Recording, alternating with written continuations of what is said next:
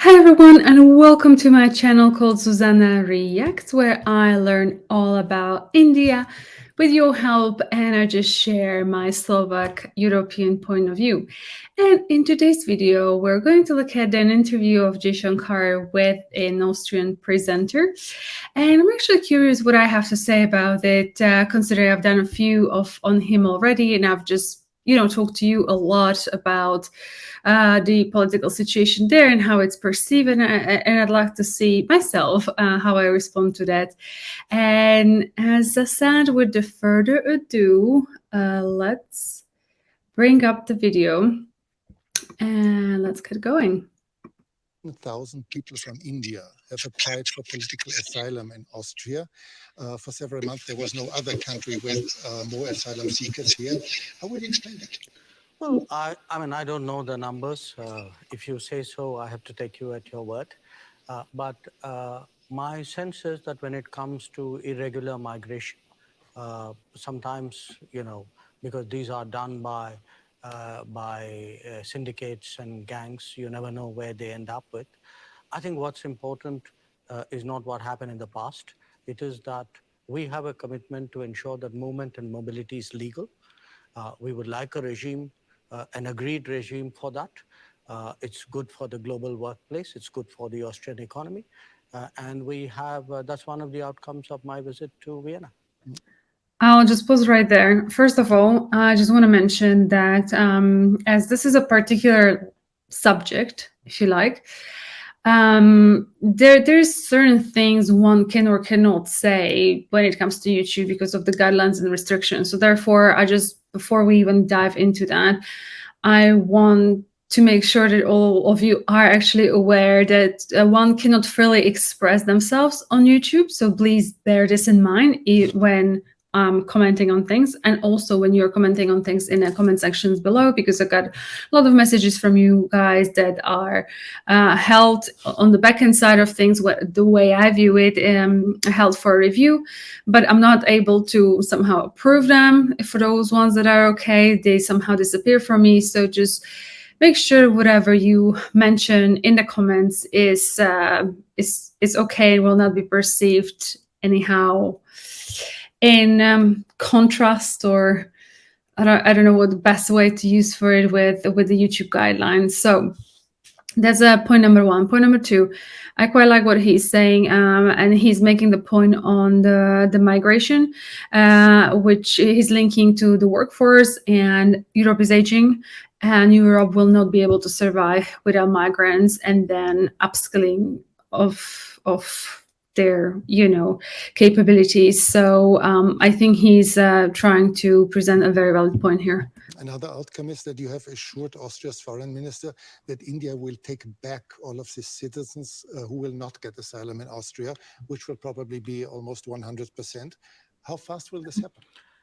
Look, in terms of our citizens, if they're proven to be our citizens, we obviously have an obligation in that regard. But what is important for us is to validate the fact that if there's somebody who's staying illegally, that they are our citizens.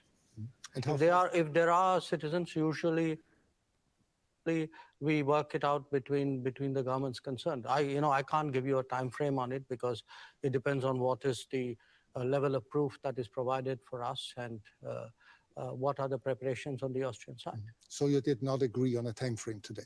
No, we didn't. Frankly, we didn't get into that kind of discussion. That is for the immigration people to decide.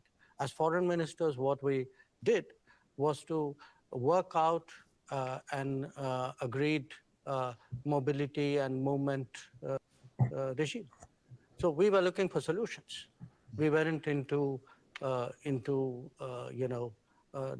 details of returnees' problem. That there are other people whose jobs it is to do that.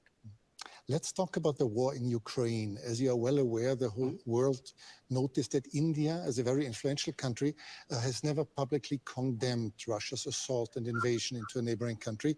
Why is that so? Can you really be neutral in a war for which obviously one side bears all responsibility? Well, look, I think in international relations, you have sometimes very complicated situations. And where we are concerned, We have always taken the position that the way out is for the countries concerned to get back to dialogue and to diplomacy. I'll come to to sit that soon, down but is this a and- complicated and- situation? Is this really complicated? There's just absolutely. one big country invading its neighbor. No, look, I can give you many instances of countries who have violated the sovereignty of another country. If I were to ask where Europe stood on a lot of those, I'm afraid I'll get a long silence.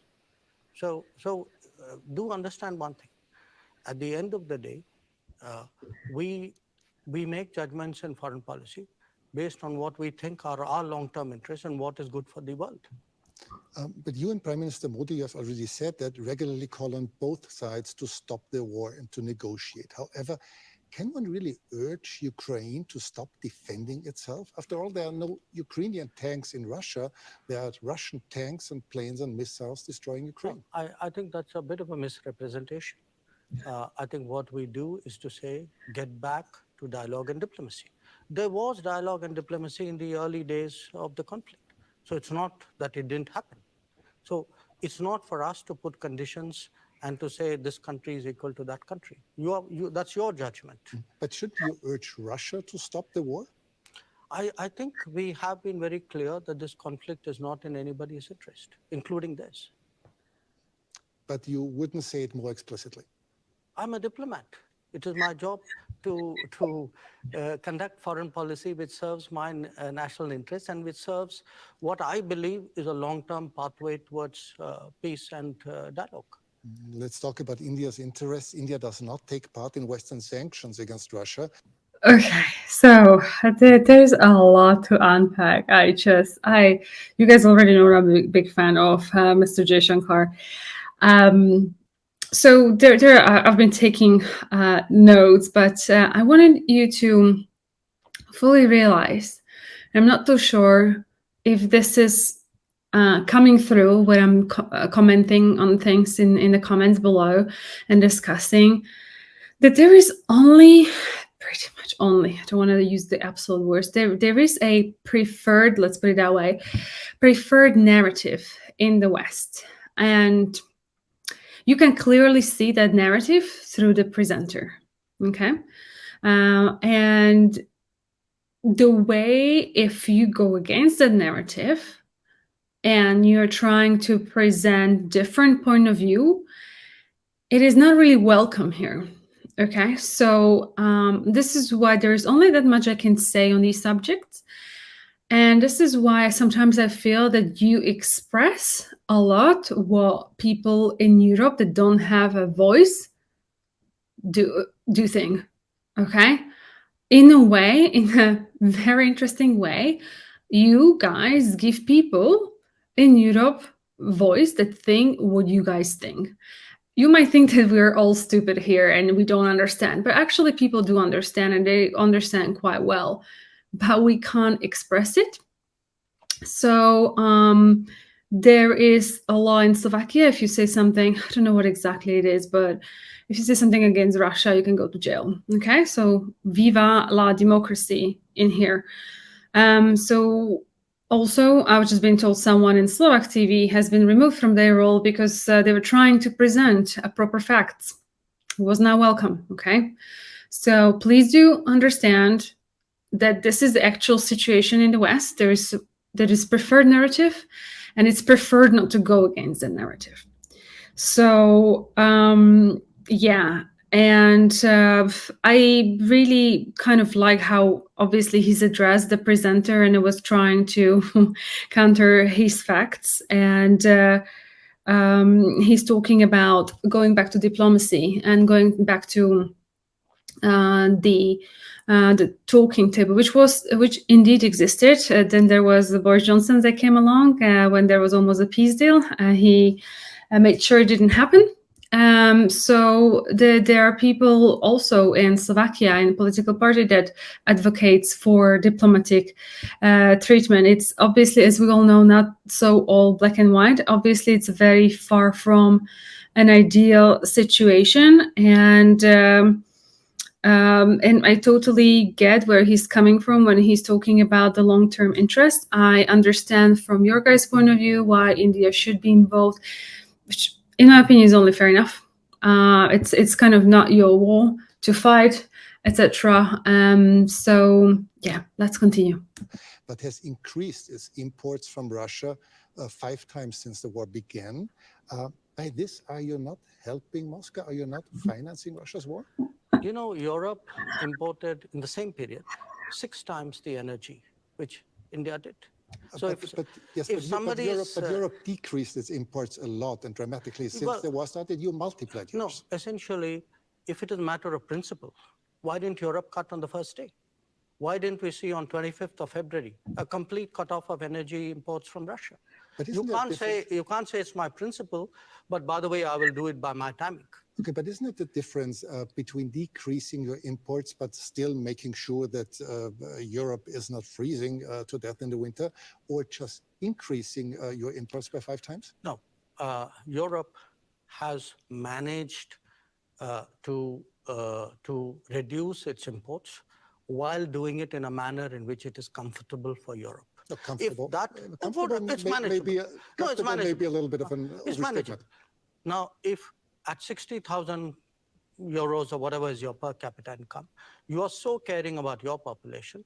I have a population at $2,000. I also need energy. I'm not in a position to pay high prices. The price of oil has doubled. So, and what Europe is doing is also moving into the Middle East and diverting production out of the Middle East into Europe and raising prices. So European actions actually are putting pressure on the global oil markets and on my imports as well. So I think it's something which, if European political leadership understandably would like to soften the impact on their population, I think it's a privilege they should extend to other political leaderships as well. Are you reluctant toward Moscow as well, because Russia is India's most important supplier of weapons and military equipment? Okay, I will pause here. This is all media, all right? This is all what I feel like when sometimes I watch anything political.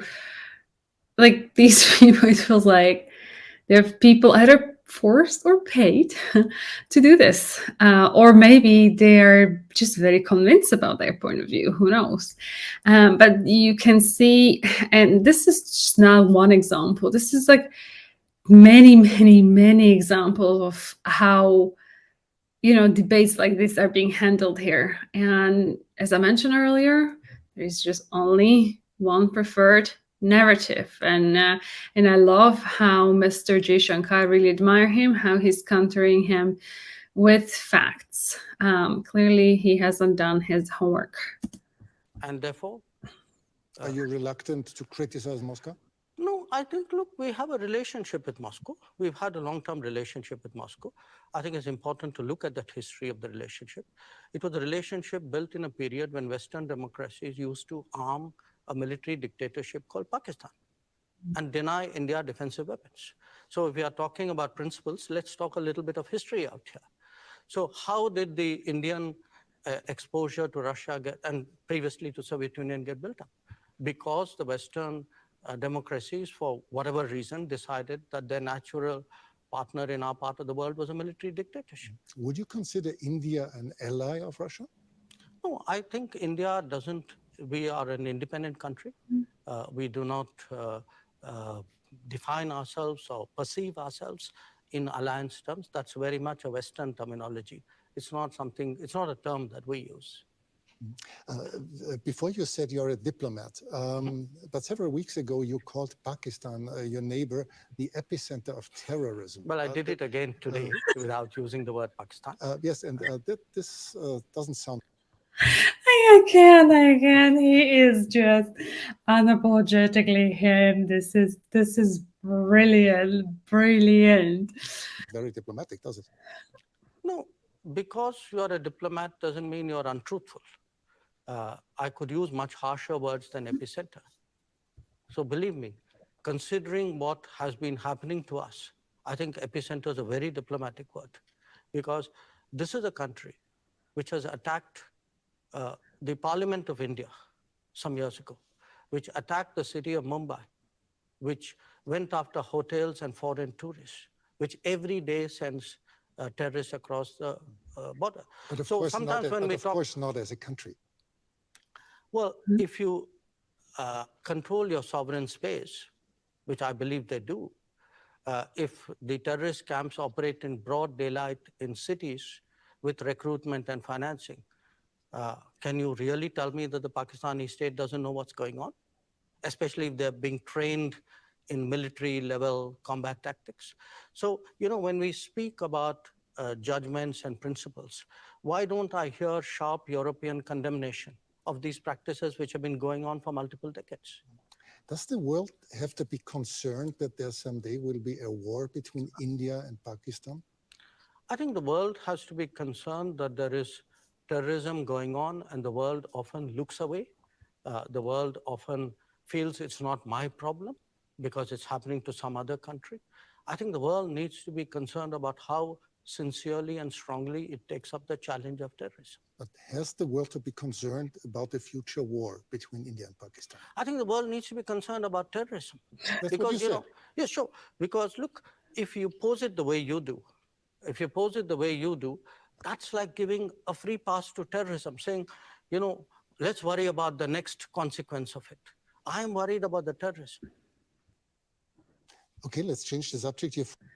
I really like how he's putting it back and how he's questioning him. And again, I just want to say that this is exactly why many people in Europe and in the West are not really watching mainstream media anymore. I don't know if you've noticed, but they're like collapsing, and everyone's like looking to YouTube channels that are discussing political news, because it is just clearly a certain narrative, certain agenda being pushed, and no one is actually here for it anymore, to be honest. Frequently said that India has a very complicated relationship with your neighboring China. Many people around the world are quite concerned that China might in the near future intervene militarily in Taiwan. Do you share this concern? I think there's a larger concern which is based on our experiences. The concern is that we had agreements with China not to mass forces in our border areas.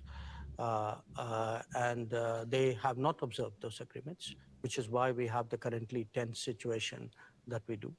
We had an agreement not to unilaterally change the line of control, which they have tried to unilaterally do that. So there is, I think, a perception that we have, which derives directly from our experiences. Now, where else the status quo may change or not change, I would hesitate as a foreign minister to predict publicly. I may have my own views and assessments. But I certainly can share my experience.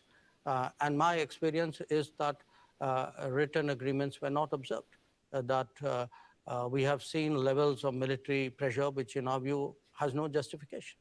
China would say the opposite. They would say that India had not obeyed different agreements. But obviously, you see no, I think it's difficult for China to say that for this reason. The record is very clear because today, there's a lot of transparency. You have satellite pictures. If you see who moved the forces to the border areas first, I think the record is very clear. So it's very difficult for China to say what you suggested they could. India will probably overtake China as the world's most populous country within this year. Is this fact of any political significance to India, or is it just a mere statistic? We'll know that when we reach there, won't we? Yeah, because we have never used numbers in that manner. Maybe other countries have. I would still say to a large extent it is a statistic, large extent, but you will have a situation where the world's most populous country is not among the permanent members of the Security Council. And what does it say about the state of the UN if that is the case? So it's a kind of both a yes and a no. It's partly a statistic, but I think it's a statistic which means a lot. For several years, you have called for a permanent seat on the Security Council, as have Brazil, as has Japan or Germany. How long will it take, from your point of view, till this reform of the Council will actually become reality? Well, ideally, we'd like it yesterday. But the problem, I think, is that those who are today enjoying the benefits of permanent membership clearly are not in a hurry to see reform. I think it's a very short-sighted view, in my opinion, because at the end of the day, the credibility of the UN and, frankly, their own interest and effectiveness is at stake. So my sense is it will take some time, hopefully not too much time. I can see a growing body of opinion among UN members who believe that there must be change. It's not just us. You have entire Africa, entire Latin America left out, developing countries vastly underrepresented. I think the State of the World, this was an organization invented in 1945. It's 2023. And when you would have to guess for a year when this will happen, what would it be? No, I wouldn't guess, because I know the complexities of this process. It's a tough one. I'd be honest with you. It's a tough one, but I don't think because it's a tough one, we should give up. On the contrary, I think because it's a tough one, we should actually up the ante, increase the feeling in wide parts of the world that this reform is absolutely essential. Thanks so much. Wow, okay. As always, I really like this man. I think, as I tried to explain during the whole video, it is very clear how this is wanting to be pushed. I really liked how factual he was. I quite liked how he was factual about China as well. And I think one of the reason as well for me to observe India and learn more about it is just because it is becoming superpower. And sometimes I wonder, like, why did the Western nations wanted to keep India, like first divide it and then create all the issues there. And I would love to kind of hear your point of view. I know, that you had Islamic invaders, a lot has happened in your history. But, okay, I cannot shake off this one. So let me know what you think. I feel like because you have such a lovely, let's call it philosophy, like the world is one family, being peaceful, being respectful.